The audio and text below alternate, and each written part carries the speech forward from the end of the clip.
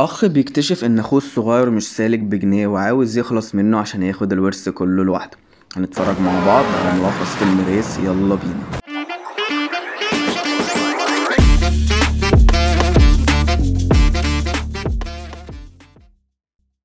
بيبدأ فيلمنا واحنا بنلاقي رجل أعمال راكب عربيته لكنه بيتعرض لحادثة مدبرة. بعدها بنرجع فلاش باك لورا عشان نفهم ايه الموضوع، وبنلاقي ان في سباق خيل وان اللي مسيطر على السباق ده وبيكسب دايما هو رانفير. هو عنده مكان مخصص للخيل وبيدربهم وبيحب السباق جدا، وده من الشخصيات المهمة. وبيعيش مع اخوه الصغير اللي اسمه راجيف، وبيكون معاه صديقته اسمها سونيا. راجيف مش بيحب اخوه رانفير ودايما عايش على الكحول، ولكنه بيعجب بالسكرتيرة بتاعت اخوه اللي اسمها صوفيا، وصوفيا برضه بتعجب بيه. بنعرف ان ده اسمه كبير وهو المنافس بتاع رانفير في السباق، وان ده هو الشخص الوحيد اللي بيقدر ينافس رانفير. بنروح للسباق اللي هيبدأ ولازم رانفير يكسب عشان الكل مراهن عليه، ولو كسب مشاكله كلها هتتحل بسبب الفلوس اللي هياخدها. بس بتحصل مفاجأة، وان رانفير بيخسر لأول مرة بعد ما بيتعرض للخيانة من المسابق اللي بيقود الحصان بتاعه. وساعتها بيقرر رانفير ينتقم منه، وبيكون حاطط له قنبلة في العربية، وبالفعل بيقدر يفجرها وبيخلص عليه. بنيجي بعدها لوقت الحادثة وبنشوف ان اللي في العربية ده رانفير بيحاول يعدي الطريق، لكن بتكون عربية ضخمة قدامه، فجأة بينقلب بالعربية، بيتنقل على المستشفى وبيكون عايش، والدكتور بيقول له انك نجوت بمعجزة. بعدها راجيف بيقول لاخوه انك قوي وانا مش عاوزك تموت عشان ما بقاش لوحدي، وبيسيبه ويمشي. وبعدها بنروح لراجيف واحنا في حفلة، وبيشوف سونيا لاول مرة وبيعجب بيها، ولكنها بتكون بتحب رانفير لسه. وبعد فترة بيتعلقوا ببعض، ولكن راجيف بيقدر يعرف ماضيها وبيقول لها انك كنت طفلة مشردة وابوكي كان سكير ومحدش كان بيهتم بيكي، وبيعرف كمان انها قتلت شخص قبل كده. ساعتها سونيا بتخاف وبتطلب منه يسامحها لانها ما قالتلوش كل ده، وبيقول لها انا كل ده كنت ملاحظ انك بتحب رانفير. ساعتها هي بتفهم انه مش بيحبها، وبتقول له انت عاوز ايه بالظبط؟ فبيقول لها نفس اللي انت عاوزاه، الثروه والفلوس بتاعته كلها، واللي هي 100 مليون هديلك منهم 20. وسونيا بتوافق تشترك معاه في المؤامره دي. وبنروح بعدها للسباق التاني، وبيكون رانفير مقرر انه يرد بالمثل، وبيقنع كبير ان هو اللي هيكسب، وبيراهن كمان على حصان كبير. ولكن كبير بيتفاجئ انه خسر السباق وهيضطر يدفع 80 مليون، وبكده هيعلن افلاس. وبيجي رانفير شفت الشقاوة وروح امك. شفت يا بابا.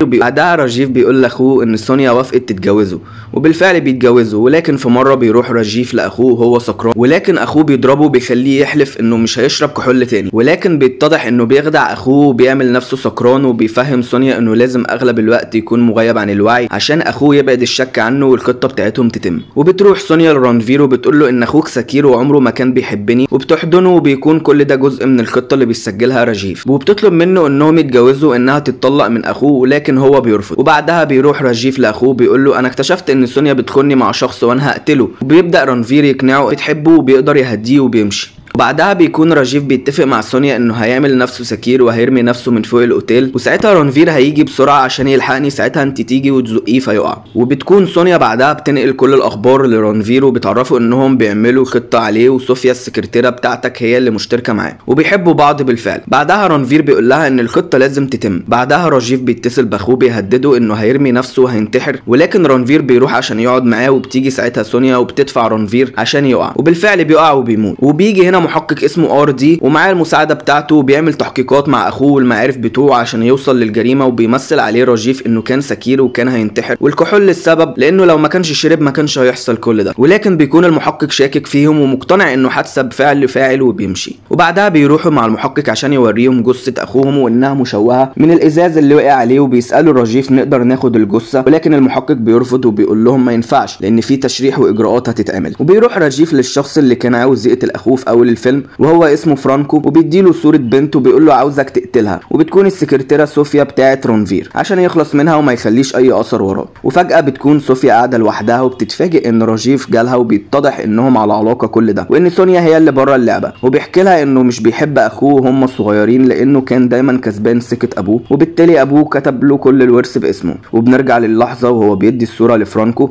وبيتضح انه اداله صورة سونيا اللي واقفة جنبه لانه عاوز يخلص منها هي، ولكن سونيا ما تعرفش. ساعتها بيقرر المحقق يروح لمكتب توثيق الزواج، وبيسأل ان كان في علاقة زواج بين راجيف وسونيا، ولكنه بيتفاجئ ويكتشف ان راجيف متجوز ولكن صوفيا مش سونيا. وبيدرك ساعتها ان راجيف عامل خطة كويسة جدا وانه شخص ذكي. ساعتها بيراقبه وبيلاقيه هو وصوفيا، وبيقولوا انها اتطلقت من رانفير وانها لازم حد يهتم بيها وانا قررت اتجوزها. وبيكتشف خطتهم، وراجيف بيقول له انا هقسم معاك الفلوس، وبيوافق المحقق لما بيتشرط انه ياخد نسبة 25%، وبيوافق راجيف. وبعدها سونيا بتعرف بيعرف ان راجيف على علاقه بصوفيا وان راجيف وصوفيا بداوا يسحبوا جزء من الفلوس. ساعتها راجيف بيستدرجها لجراج عالي، ولما بتنزل من العربيه بتلاقي ان فرانكو بيجري وراها عشان يخبطها ويموتها، وفي اللحظه دي بيظهر رانفير عشان ينقذها وبيقدر يخلص عليه، وبيقول لها انا كنت عارف كل ده وكنت مراقبك من بعيد وما كنتش سايبك. وبتبدا تقول له ان راجيف سحب الفلوس من البنك وبيكون هو عارف وبارادته ان كل ده يتم وان كده الخطه شغاله صح. وبتكون الحصه بتاعه المحقق مع راجيف، وبيأمروا المحقق انه يروح لدار ايتام تبعه يتبرع بيهم هناك، ويقول له انه اتبرع بيهم بالفعل. ساعتها بيتضح انه مش دار ايتام اصلا، وان المحقق بيكون عامل تمثيليه عشان ما يبقاش خد الفلوس كنوع من الرشوه بطريقه مباشره. وبيرجع راجيف البيت وبيسمع تسجيل بصوته وهو بيكلم صوفيا وبيقول لها انه بيكره اخوه. بيتفاجئ ان اخوه موجود وبيقول له رانفير انا اللي كنت عاوز الخطه بتاعتك تتم، وانا وريت لك اللي انا عاوزك تشوفه مش انت. وبيعرفوا انه عارف نواياه من ساعه ما كان في المستشفى لما سمعه بيتكلم في الموبايل، وكان بيوبخ فرانكو عشان رانفير طلع عايش والحادثه ما موتهوش.